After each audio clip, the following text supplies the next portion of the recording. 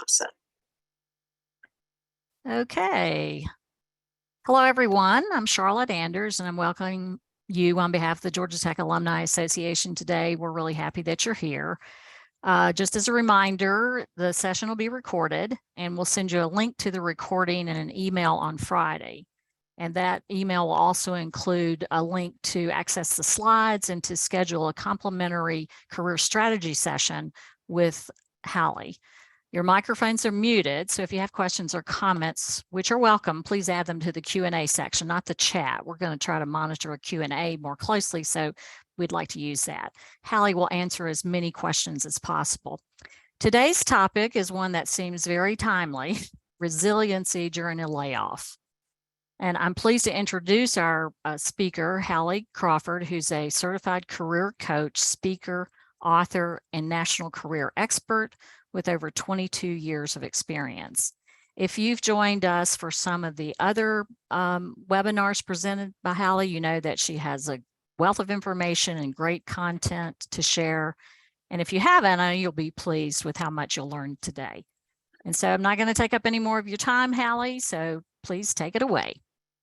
Thank you, Charlotte. Really appreciate you all being here. And we've been partners with Georgia Tech for, over 10 years. So just really honored to be here and excited to talk about this topic. And it's one of those things I was saying to Charlotte before we got started here today that I'm excited to talk about this topic because I know that this is something that a lot of people are going through, but it's also difficult, right? So I'm not excited that a lot of people are getting laid off. One of the things I did want to say, and then we'll go ahead and dive in, is that although there are a lot of people getting laid off, we are actually finding that our clients are getting jobs faster than they expected. So kind of on the other end of their search, even though a layoff can be incredibly emotional and difficult, that on the other end of kind of the table here with the way the economy is and with the way the unemployment rate is, it's still pretty low, that you will be able to find something sooner probably than you expect. So that's kind of the good news from what we're talking about today. So I'm Hallie Crawford. I'm a certified career coach, speaker, and author. And I've been coaching and training since 2002. So I just turned 50 this year. There's a lot more gray hair going on. I love what I do. And the advice that we're going to give you all today is advice that we've been giving to all of our clients who have been experiencing or are even just worried about getting laid off. My undergrad degree is from Vanderbilt University, and I have a master's degree from the University of Illinois. And the things we're going to talk about today are as practical and tangible as we can get. We will have time for Q&A at the end. I'm actually going to hop off of my video just to save bandwidth, just to be safe. And Charlotte's going to let me know, as we go here, if there's any issues that we need to address as we progress.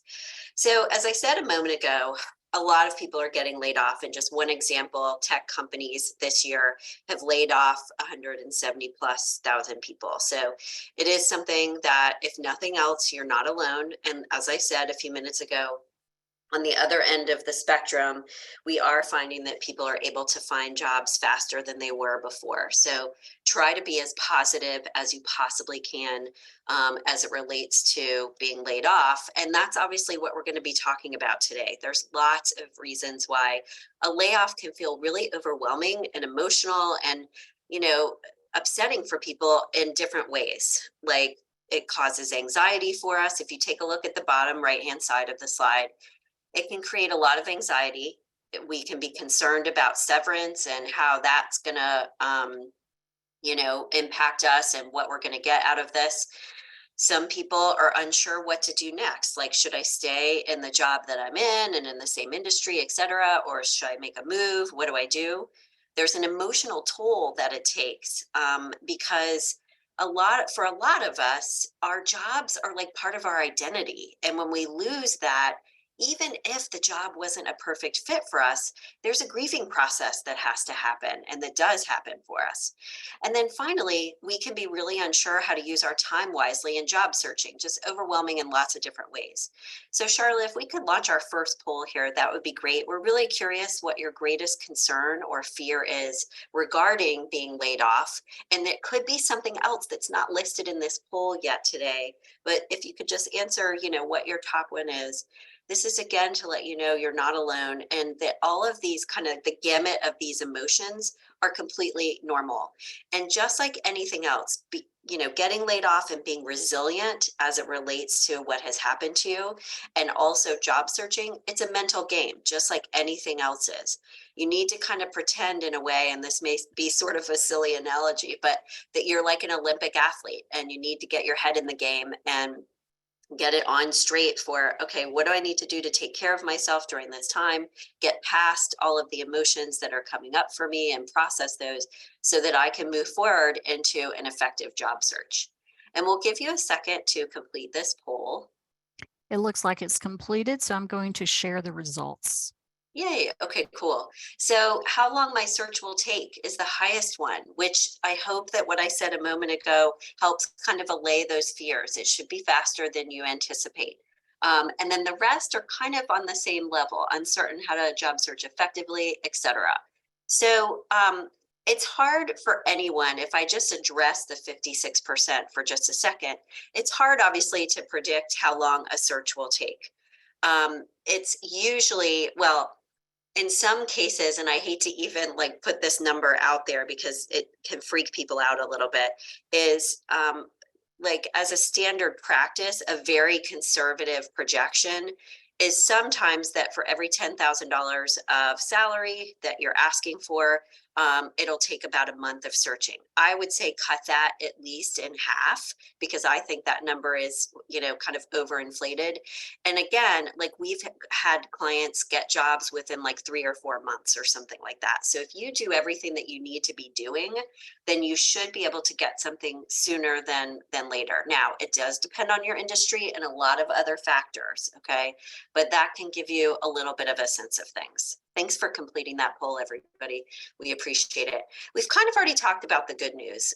So we'll skip over this slide and kind of keep going here. One of the things that I will say, and let me pull up our agenda actually here really quickly too while we're doing this, and we'll do a couple of quick admin items as well, is that your search should not take as long as you may be concerned about just because, so many layoffs are occurring. What we are hearing, however, is once you are, moving forward in the hiring process, like organizations and companies are taking a little bit longer to like make the actual offer and then get you onboarded and all of that. I think they're just being more cautious about not just making sure they've got the budget and the bandwidth, but making sure they've hired the right person. So this is where they are being a little more cautious in the past. So don't panic if your hiring and onboarding process is taking a little bit longer than you expect. That's something that we're seeing kind of in the market right now. So here's what we're going to talk about today. We've got 5 things to discuss: emotions, severance, getting your materials ready, activating your network, getting support. We will have time for Q&A at the end. I have a hard stop at 5 till the hour.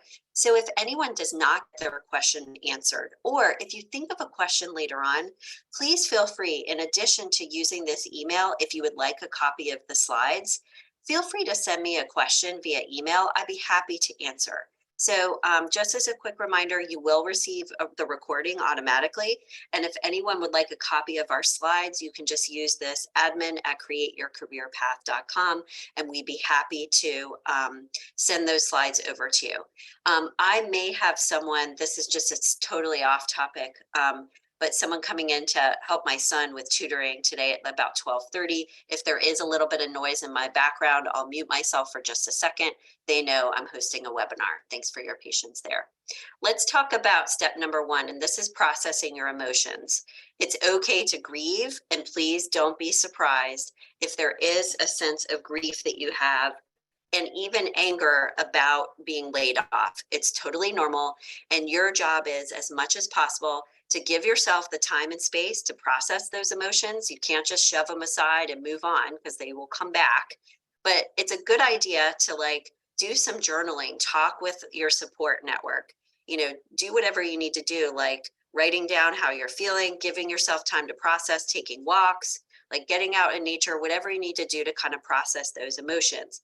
We have clients that will come to us and they've gotten laid off and they're mad about it. And we totally understand that, but you can't go into a job search angry, frustrated, resentful at your previous employer. So as much as you possibly can, try to process those in some way, shape, or form. And don't take being laid off personally, because especially given so many people are getting laid off these days, it really isn't personal. It's about what's going on with the economy, the organization, et cetera, et cetera. If you were laid off for some performance reasons, the best thing that you can do is take that feedback to heart and make changes and find ways to make those changes and adjustments in a positive direction for your next position so that it doesn't happen again and you're on top of what you need to do differently.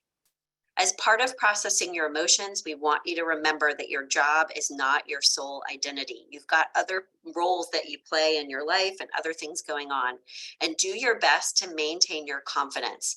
And these are some items listed on this slide that can help you maintain your confidence and boost it a little bit more, because this is one of the things that we see with our clients. Understandably, for a lot of reasons, they feel deflated. So pick one or two of these. You don't have to choose all of them, but we've got these on the list here for you to pick one or two that kind of resonate the most for you. It could be putting some affirmations on your fridge or your bathroom mirror. It could be that you need to, when you're going through and reviewing and updating your resume and your LinkedIn, that you're really like paying attention to like reviewing your accomplishments and kind of getting back in touch with all of those great things that you've done in your career so far. Interview other people like friends, former coworkers, etc., about your strengths so that you start to get a clear sense of your brand, and hearing from other people what your strengths are can boost your confidence as well. Before you leave or soon after, ask for references and recommendations on LinkedIn from your supervisor, colleagues, clients, and read them. Like in some cases, we'll have people like print them out and put them on their wall. Other people will have like an email folder that they've keep all their kudos from clients and stuff like that. Some people really like to have like a playlist of music that helps them boost their confidence when they're exercising or whatever it is.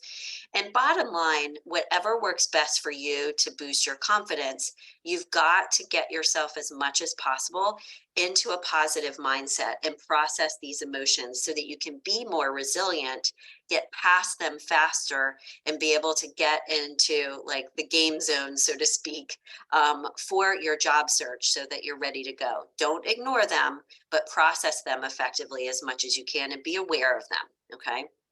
And as part of this, we really want to recommend the items on this next slide. Make sure that you get support. Make sure that you take time for self-care. Please do not be afraid to ask for help from your friends, your family, your alumni association at Georgia Tech, a coach like us, whatever is appropriate for you. And as soon as you possibly can, and I did want to kind of pinpoint this networking one for just a second. Sometimes when people are frustrated or upset about getting laid off, we can tend to go into a little bit of a hole, if you will, and kind of withdraw.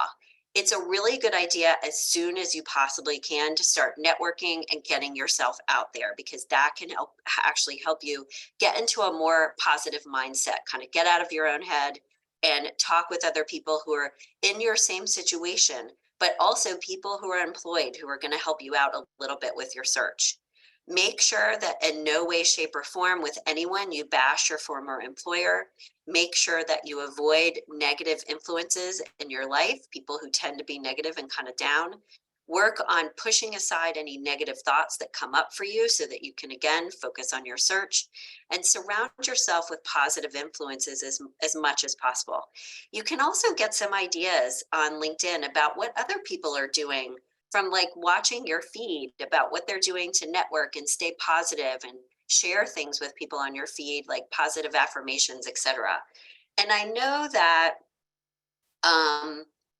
this may feel like, well, I just need to update my resume and I need to, keep going. And I don't want to deal with this emotional piece of it. And I totally get that and understand it. But keep in mind that if you are not in the right headspace to conduct your job search, it's not going to be as effective as it could be. And it's going to be really detrimental to you. Your resume could look great. Your LinkedIn could be perfect. But if you're not saying, doing, and coming across in the right way and saying and doing the right things, people will notice. And you're just not going to be in the right mindset for it. So please pay attention to this first piece, because this is what's going to help you be more resilient and kind of bounce back into the next thing. One of the ways that you can see this layoff for yourself is to think about, instead of, okay, this is frustrating, it's annoying, it's scary, which I totally understand and we get it, but try to turn it around and ask yourself, what's the opportunity here? Is this actually an opportunity, for example, for me to find a career path or a different job that maybe is even better than the one I had before? Regardless of how satisfied you were at your previous position, this could be an opportunity to take the next step in your career, to ask for and secure more benefits, a higher salary, move into a different industry, etc. And this is our ideal career model on this next slide here. And we're showing this to you because when you're thinking about and planning for your next move, these are the different criteria we want you to be considering in your job search when you're evaluating different opportunities and when you're determining what your next target job is. We want you to be thinking about what would be fulfilling and rewarding, what tasks you enjoy the most, and how you can steer your career in that direction. What are your top 5 strengths? And not just, okay, am I making sure that I'm articulating those well in my materials, but am I also finding and looking for positions that will leverage those strengths that I want to be leveraging? Are the positions I'm looking at a good fit for my education and my experience? And how do I want to leverage those things at this point in my career? And then finally, last but absolutely not least at all, critically important, is making sure that the next place that you go to and are applying to, the role and the work environment and the people that you will be working with, as well as the clients or customers, will be a good fit for your personality type. This is a really big deal for career fit and satisfaction, and it interplays enormously with the work environment too. You want to make sure you land at a good next place. And I realize when we get laid off, especially in terms of compensation, we want to find something as quickly as possible in most cases because we need to pay our bills. I totally get that. Compensation and benefits is a huge critical piece to all of this. And we want you to consider it, but we also want you to get into the right fit and not just have a knee-jerk reaction and say, okay, I have to get another job as quickly as possible, so I'm just going to take whatever comes my way.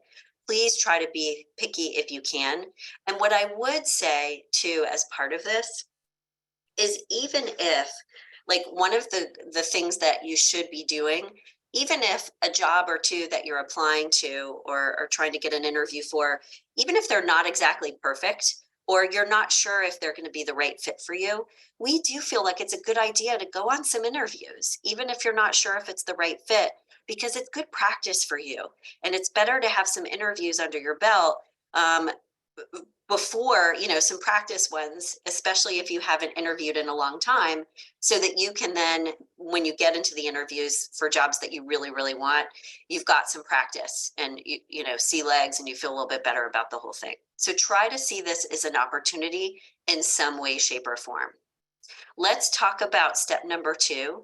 And this would be thinking about your severance and if there's any wiggle room to negotiate. Now, I'll say up front here, in some cases, there's no negotiation, and we totally get that. With big corporate entities, this is their severance package and that's it. So this is going to depend on your situation. But what we feel is that people should at least ask, so that number one, you know exactly and understand fully what your severance is. But number 2, is there a chance to, negotiate it a little bit? So a couple of things here. Make sure that you read the fine print for your severance package before you sign. And if it's really complicated, and if for any reason you feel a little bit overwhelmed with it, do you need a lawyer to review it? Now, I am not saying that in most cases at all, people get a lawyer to review it. Usually people do not. I'm just putting this out there just to make sure that you cover your bases just in case. It's a really important idea to ask questions, to make sure you really understand the terms and are really clear about what they're offering. And ask yourself and ask your boss, ask HR, can you negotiate for any of these items listed on the slide here? Extended health coverage, stock options, payout sooner than later, if that's an option within your organization. Can you get increased severance pay for, a certain amount or lengthen that time a little bit? Vested in your retirement, extend your layoff time frame. So if, for example, if they've said, you're getting laid off on this date, can you negotiate that a little bit? Could I have an extra week? And is there an opportunity to, like, can I say I still work here for another extra few weeks so that when I am job searching, I can say on my LinkedIn, for example, that I'm still employed here. Find out what they're going to say to people who contact them as a reference so that you're clear about, if someone calls you, are you just going to give them the dates I worked here, or are you able to provide other information? And just in case too, like, would there be an opportunity by chance to freelance there or do some contract work for them for a little while longer? My kind of mantra, if you will, is like, if you don't ask, you're never going to know. And I think it's at least worth asking, because even if they can't negotiate on some of those items, maybe there is something else they could negotiate for. And as part of this conversation, it would be fantastic if your boss says, look, I'll help you try to make some more connections. Can I help you find a new position elsewhere? That kind of helps, like, open up this conversation for those types of things too. So this is why we like having this conversation about it. And please feel free to enter into the Q&A box any other things that you have thought of or have maybe negotiated in the past in terms of your severance, because we would love to hear this. Some people will get like money, or they'll get and I'm trying to think of the word, it's the outplacement services. If your organization is not providing you with outplacement services, are they able to provide you with a little bit of funds in order to hire a coach or work with an outplacement firm on your own? Just try to be creative with this and at least ask, because you never know. Step number 3 is the obvious one, really important piece of things, is to update your resume, LinkedIn, and your elevator speech. This is not anyone's favorite thing to do, which is kind of why we have this lady on the slide here. Why? Well, she's kind of smiling, but not totally. So please feel free to get help with your resume, LinkedIn, and work on your elevator speech too. And we're going to talk about all of these things in the next few slides so that you have a sense of some of the basic, most important things that you want to be thinking about related to this stuff. The kind of great byproduct or side effect, if you will, of updating your materials is that it gets you grounded again in what you bring to the table, what your brand is, what your expertise is. And as part of that, it should help you be able to better articulate your value to a prospective employer, and also hopefully boost your confidence as well. So keep those things in mind, because we want you to have kind of that side effect as well too. So let's start with revising your resume and your LinkedIn profile. Your cover letter, resume, and LinkedIn profile should represent you and communicate your brand. And so what we want to say here about the branding, and I'll explain this a little bit more as we go today, is your materials are, yes, they're about selling you, of course, but they should also be about branding you as well. Meaning the person reading your stuff, your resume, your LinkedIn profile, you want to give them kind of a feel for who you are, and like have them start to have certain adjectives like pop into their mind as a result of reading your materials too. And that's the branding element of it. And you'll see what I mean in just a few slides here when we show you like a branded banner example for your LinkedIn. So just keep that in the back of your mind, that you're painting a picture for a prospective employer of who you are, what you bring to the table, and what you could do for them. And some of our top tips for revising your resume and LinkedIn profile are listed on the slide. If you take a look at this here for me. Obviously, you want to make sure with your resume cover letter, you're checking the formatting. There's enough white space. You've got a header at the top that kind of brands you and sells you. And we'll give you an example in a moment here. You need to have a summary at the top of your resume. This is something we see that some of our clients still do not have. They get right into their experience. And we want you to have a short paragraph at the top about who you are, what you bring to the table, etc. So that summary is a really important piece of it. We want you to make sure that you're mentioning marketable results each time in your experience section. This is something else we find our clients can kind of struggle with sometimes too. They'll have like a list of the tasks they performed, but they're not as results oriented as they could be. And as much as you possibly can, you want to ask yourself with each of your bullet points in your experience section, resume and LinkedIn, like the answer to the question, who cares? Like, so what? And when you answer that question, well, because of this, I was able to increase our revenue, or I was able to, improve the workflow. Even if you don't have numbers for it because your company didn't measure it, you can at least say, I improved the workflow and enabled our salespeople to better evaluate their prospects, or, whatever it is.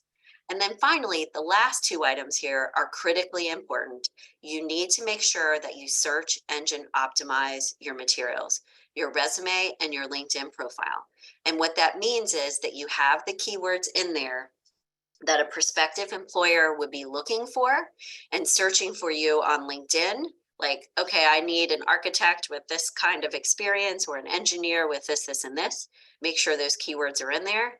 And then as part of the keywords for your resume, that's what's going to help you get past those applicant tracking system scanners. And some of the resources that can help you with your keywords are listed at the bottom of this slide. As a reminder, you can get our slides from emailing. It's listed on the slide there at the top. But jobscan.co, Resume Worded, Jobalytics, and ChatGPT, these can help you with search engine optimizing your profile and your resume. This is the cool thing about technology. I feel like in some cases, technology has made our search a little bit more overwhelming, but also in a lot of ways more, efficient and easy too. So we talked about the summary just a second ago. This is what I'm talking about right here. This person chose to use like a bulleted format. You can use a bulleted format or not. This person was trying to like move into a little bit of a different type of role for him than he had done in the past. So that's why he's got these kind of keywords here at the beginning. Most of our clients, well, I shouldn't say most of our clients, I'll say our clients that are staying within the same role, they will usually not have a bulleted format. They'll just have a paragraph here that's about this length, but you want to have a really compelling summary at the top that, again, it helps kind of brand you. They can look really quickly and, see, okay, this is who this person is. This is what we're talking about, like a branded header at the top, like job title, some good keywords, or a quick little like blurb that you can put at the top as well. So these are some of the things we want you to be considering when you're updating your resume. And resumes look fancier and prettier these days. So we actually do recommend using color. Don't use 5 different colors. We have our clients, for example, use like blue, green, or red, and maybe some shading of gray in some of their areas too. But we definitely would consider color because that's more of a thing right now. With your employment history as it relates to your resume, there are 3 ways to highlight your job history. Most people know about these, especially chronological. This is where you've got your most recent job at the top. This is what most people will use if they're looking to stay within the same field or industry, not looking to make a change. The functional resume number 2 is if people are trying to shift into something different. It focuses more on skills and functions, transferable skills, basically. And then there's a hybrid version of a resume where it's a combination of the chronological and functional, a little bit of both. We recommend the chronological as often as possible. If you are looking to make a change or shift, we would recommend the hybrid version, because in some cases, some employers and recruiters kind of balk at the functional resume. So we just wanted to put that out there. It is an option, but we try to go with the hybrid a little bit too. A couple more things just quickly about your employment history. Make sure that your sentences are, active verbs. that underneath your employment history, you've got the 5 to 7 top accomplishments that would be most related or relevant to the jobs you're applying to. And for your layoff gap here, if we look at the bottom right, depending on how long your gap is, if it's a little bit longer and it's been, let's say, several months, try to put in there some of the things that you've been doing, classes that you've been taking, volunteer work, whatever it is. And if you don't have anything that you've been doing, we recommend, coming up with something and starting to take a class or something like that. We feel like this helps with your resiliency as well.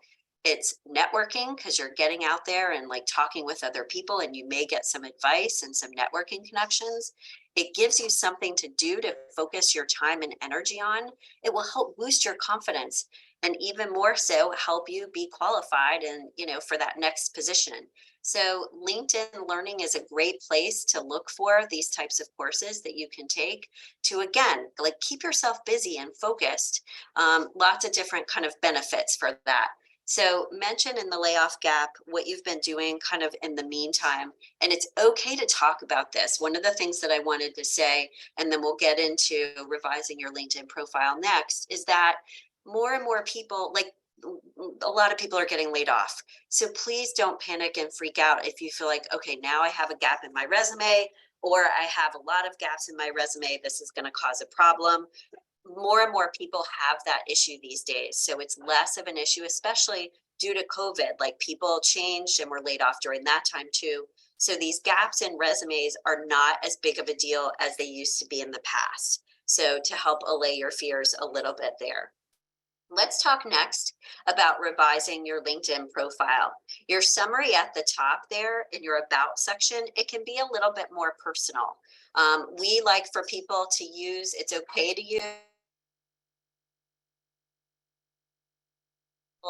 it's okay for people to use a third person narrative in their about section, but we like for people to at least have a sentence or two that are first person, because you're speaking to the reader a little bit more. And with LinkedIn, you want to make that personal connection. It's supposed to be a little bit more informal, connect with the reader a little bit more.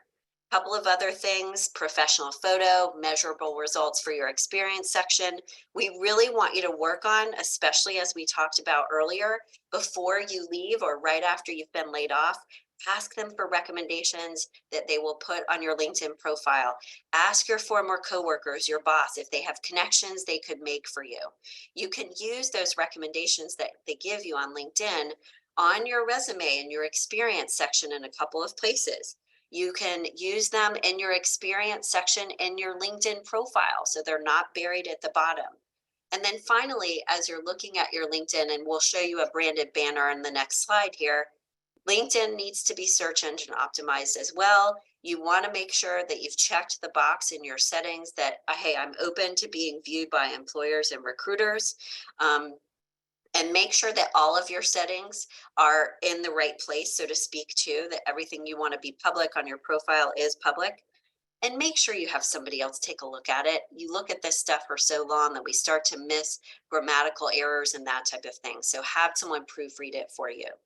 We highly recommend that you have a branded banner. This is one that our LinkedIn expert created for one of our clients. We like these branded banners because it's, again, right away giving a feel for who you are and what you bring to the table. This woman is in veterinary professional services, pharmaceutical sales for animals, and this is why she's got a dog's nose in the background. Her profession is a little bit more laid back and casual too, so she can have something that's like that.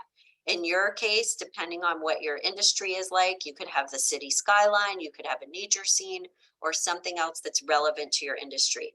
But we really want you to have a tagline on your branded banner, as well as, it's not your job title, but like kind of who you are, your brand. This woman is a professional services leader because she runs their Southeast division of their salespeople.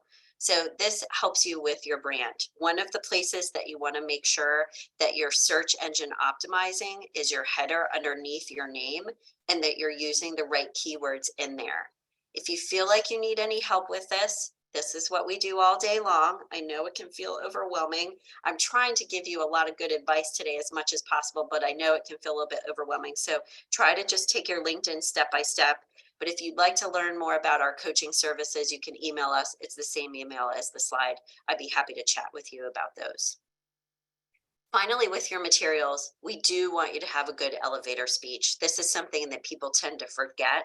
And the reason why it can be so helpful is because it's the thing that you're going to say to people when you're networking, when you talk with a prospective employer. It's good for interviews. It's good to put on your LinkedIn profile. It's content that's going to help you in so many different areas and help you boost your confidence too. So you need to work on at least a quick blurb for your elevator speech. On this next slide is one example that we like for someone who is in job search mode. But if you take a look here for just a second, this is, who he is. He's an environmental engineer and consultant, who he is, what he does, what his expertise is, and the value that he brings to his clients is here at the bottom. And then at the very end, you'll notice he talks about like what he's looking for next. When you're talking with people or networking with them and asking for support and help, you need to tell them how they can help you, what you're looking for, because the clearer you are there, the better they're able to help you faster and more effectively and efficiently. Okay. So we do want you to tell people like, this is the type of company or the type of role I'm looking for. And even more so, give them a quick example so that they can paint that picture in their head. Let's talk next about step number 4, and this is activating your network. Jobs are still usually secured through networking. I realize that with LinkedIn, recruiters and employers are using it more and more to find candidates that they would like to interview. That is true, and we want that to happen. We want your LinkedIn profile to be in such good shape that that happens. However, you still need to do as much networking as you possibly can, because that's still the highest level of success. Let's launch our next poll here if we could, Charlotte. That would be great, about LinkedIn. The places we want you to be networking are LinkedIn in general, but also LinkedIn groups like your Georgia Tech Alumni Association. Really critically important, and they did not pay me to say that. This is something we tell all of our clients. Those are warm leads, people that are going to be more likely to get back with you and give you time. Because we all know that this is just like sales, like anything else. Some people are not going to respond to you or say no. That's why the more like outreach you do, the better off you're going to be, because it is a game of numbers, so to speak. We have had people post on their LinkedIn and Facebook profiles, I'm looking for a new position and this is what I'm looking for. And people will reach out to them and, in some cases, give them a suggestion or idea. Industry specific associations are a really good place to network with people and even get job search advice. And consider your social groups as well. I know the old saying is trite because you've heard it over and over, but the more people you tell that you're searching, the more people are out there thinking about you and considering you kind of in the back of their minds. So when we get to everyone's done the poll, let's launch the results. I'll tell you a quick anecdote. There was a guy we were working with in New Jersey. He found out about a job opening that wasn't even technically open yet, from a colleague at another organization. And they were actually, unfortunately, looking to lay off and push the person out that was in that job. And he found out about that opening even before it had even happened. So again, this is where networking can really, really pay off. I'm Okay. going to end the poll now, Hallie. Okay, And perfect. share the results. Okay, it's almost neck and neck. I'm really glad to hear that 47% feel like they do. I have noticed that over the course of the past, like even 6 months, more and more people are taking the time to get to know LinkedIn, leverage it, all of that. So I'm actually really thrilled with these numbers.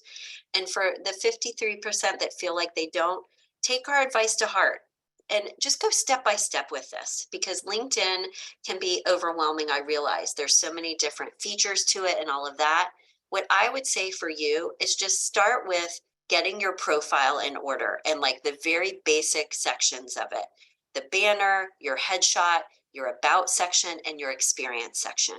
And then go from there, okay? Networking effectively. Let's continue with this for just a couple of more slides, and then we'll start to move to Q&A here in a moment. We think it's a great idea to join your Georgia Tech LinkedIn group and start to participate a little bit more regularly. Ask for help. You can post questions. You can read the feed to see what's going on with people and see who's active there, because those could be some of the people that you want to connect with. I would say that you want to set a goal for yourself of not just I'm going to apply for, a certain number of jobs this week, but I want to connect with a certain number of new people every week too, to set up some informational calls or meetings with people, and connect with hiring managers and recruiters as well. There are different kind of tips and tricks that you can use to get in front of people and connect with people on LinkedIn. We do have a LinkedIn guide that we sell for $20 on our website. Feel free to reach out about that if you'd like. It's incredibly helpful because there's all these different things that you can do on LinkedIn to find like hiring managers and connect with people too. We would recommend conducting as many informational meetings with people in industries or in roles or organizations that are interesting to you as much as possible, because again, this will help you be resilient in your search as well as expand your network and maybe find out about job openings. When you talk with other people who are working and maybe they were recently laid off and got a new job or whatever it is, you're just putting yourself out there. We have been told by our clients that the more they talk with other people, the better they feel and the more resilient they feel, because they're like, okay, I'm not alone. And they're like getting out there and understanding that like different people have all had different experiences in their professional history. So with your informational meetings or interviews, start with people you know, branch out to alumni connections, etc., people in LinkedIn groups and industry associations. And when you're trying to set up a meeting with them, be really specific about what you're asking for. Send them times in advance up front and the questions that you want to ask them so that it's easy on them to get that time set up, and that you're handling their time really effectively. And before we get to Q&A, this is our last poll and our last slide. If we could launch our last poll, that would be great. And I hope I have, yeah, okay, good. I did write this poll correctly. I just wanted to make sure it matched with what we had. We're curious what your greatest concern is regarding job searching. And we'll get to our Q&A here. I know there's a lot of good questions that came through, which is fantastic. Step number 5, our last but really important step that will help you be more resilient during your layoff and during your search, is to have a plan and a schedule so that you know what you're doing every day, what you're doing every week for job search purposes, so that you've got a plan. You feel more in control as a result of having a plan, and you don't wake up every morning wondering, oh crap, am I going to get a job today or not? What do I have to do? It's overwhelming, all of that. So create a schedule, stay organized, create an Excel spreadsheet to help you manage and stay organized with your search. Set up those job alerts online, set specific goals for yourself, like we said earlier. And a couple of other things is make sure, these are kind of side nuggets, but something that we usually have to tell our clients because they kind of forget about it. Make sure your voicemail on your cell phone is your voice and not just the robot, here's the number. That will help people connect with you more when they're calling you for an interview or follow-up or networking meeting. Create a professional signature in your email so that people know how to contact you and it's right in front of their face. And finally, really important, I can't stress this enough, but self-care. Find and join a job search support group, so to speak, or a job search group that is for networking purposes. And find a partner, ask for help from a friend or family member, a coach, whatever it is, to get accountability and support with your search. They could be somebody that you talk to once a week just to check in on your action items. And how are you doing? How are you feeling? What's going on? Do you need to vent a little bit? Whatever may be happening. All right, so thanks for participating in our last poll for today. 54% are saying unsure how to get in front of hiring managers. Makes perfect sense. We'll talk about that a little bit more in our Q&A. And the rest is not knowing how to network, updating my materials. I'm really glad to see that most people feel pretty good about updating their materials. That's really fantastic. Okay, so let's get to taking action, please. We would love it if you would take a moment here before we go today and write down 2 action steps that you will take in the next week. 2 recommended items we would suggest are prepping your materials and getting support. Those are kind of our 2 biggest. Reminder here at the bottom if you'd like a copy of the slides. And let's get to our Q&A here. So let me start from the top, and Charlotte will help me make sure that I get to it. I don't skip over any. And as a reminder, if you do have a question later on, or if we don't get to your question today, please write down our email address. I'd be happy to answer via email. All right, so our first question, I've been looking only for jobs I'm very qualified for and rarely get called back. What should I do differently? It's a good idea that you are writing a new resume that's a little bit less technical. And what you could do is make your resume a little bit more generic in some ways so that you can broaden your scope a little bit more. It could be ageism. Make sure that your LinkedIn profile photo looks as youthful as possible, but also talk in your summary statements about why your age is an asset and your experience is an asset because, for example, you can hit the ground running, you have an expansive network, that kind of thing. So those would be my top tips, like as a starting point for that scenario. Thank you for asking the question. Another person asked if the estimate is 2 to 4 weeks per, oh, no, so it's 2 to 4 months. It's 1 month per $1,000 of salary. So for executive roles, it can take a longer time, absolutely. But as I said earlier, at least cut that in half because again, I feel like that is just a very conservative number. Like when you look up online, how long does it take for job searching? That's usually the amount or number that you get. And I would cut that at least in half. But yes, executive level roles do take a little bit longer. I'm trying to remember from one of our recent clients, I think that, and he was an executive level, in an executive level position, it took him about like 5 months, give or take. So again, I wouldn't take that to heart too much. It's just kind of a baseline, very conservative estimate that you'll get if you do some searching online and what some recruiters will say. Another person is asking, how can I identify and apply for genuine job opportunities while avoiding fake postings? Yeah, this is a tough one, honestly, because sometimes there's no way to tell. Sometimes it's obvious, but sometimes you can't tell. So what I would do is pressure to work their current promise of hire. I see. Okay. What I would do is, as much as possible, read the reviews of organizations so that you're making sure that you're applying not just to valid organizations, but ones that look like they have their act together. And sometimes, honestly, there's no way to tell if they're just like looking for numbers or kind of putting fishing lines out there to see what people apply for. The goal would be so that the goal would be to not have to update and revise your resume enormously every single time, so that when you are applying to jobs, it's only taking like 20 minutes to update or revise your resume for that specific position. It should not take that long, so that even if you are applying for something that is kind of bogus, you haven't spent that much time on it. It's a great question though. Thank you for asking. Another question is, any top tips or thoughts on LinkedIn? I've applied for multiple jobs and never hear back from a real person, just AI. So hopefully what we suggested about LinkedIn so far is a good starting point for you. I would use ChatGPT or AI or one of the scanning software, or websites that we suggested to help you make sure that your LinkedIn is search engine optimized, because that will help. I'll tell you though that plenty of times you're not going to hear from a real person. I mean, companies are just using technology more and more. And this is where the networking comes into play. If you want to, connect with real people, you're going to have to try to reach out to real people too, as part of your search and what you're already doing. I like Skill Syncer over Job Scan.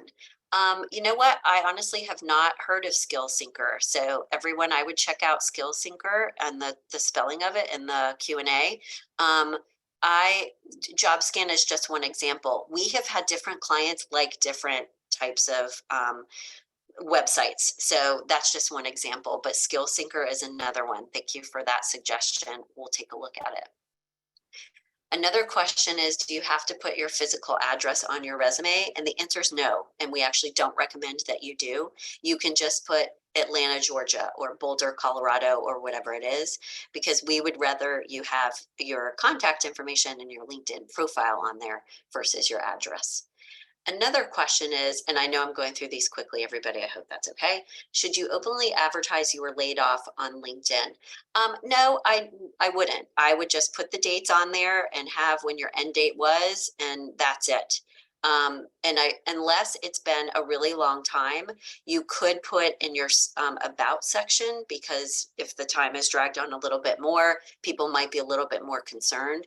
You could put in your about section, laid off due to downsizing or budget cuts or whatever it is. So at least if they are wondering that in the back of their minds, they know it wasn't because of a performance thing. Another person asks, I'm a new grad and my start date was severely delayed. Advice specific for this situation. I would put any relevant coursework in your bachelor's degree or projects you worked on, and put your internship and part-time experience on your resume as if it were real experience, because that's the experience that you have right now and that's valid. Another person asks, I work for a large enterprise. My colleague in Canada negotiated a better severance package, but US labor laws don't afford me much backing for that. My package is take it or leave it. This is going to happen in plenty of cases. I would still ask just in case, but please know that in some instances, like we've had clients on webinars who work for large corporations, and they're like, look, I've asked, there's no wiggle room, versus another client who worked for a smaller company and they were able to negotiate a little bit. So I would at least ask, but don't be disappointed if there's no wiggle room there, because the labor laws are different here and some organizations, they just can't budge. And last question, and then Charlotte will let you do quick closing before we go today.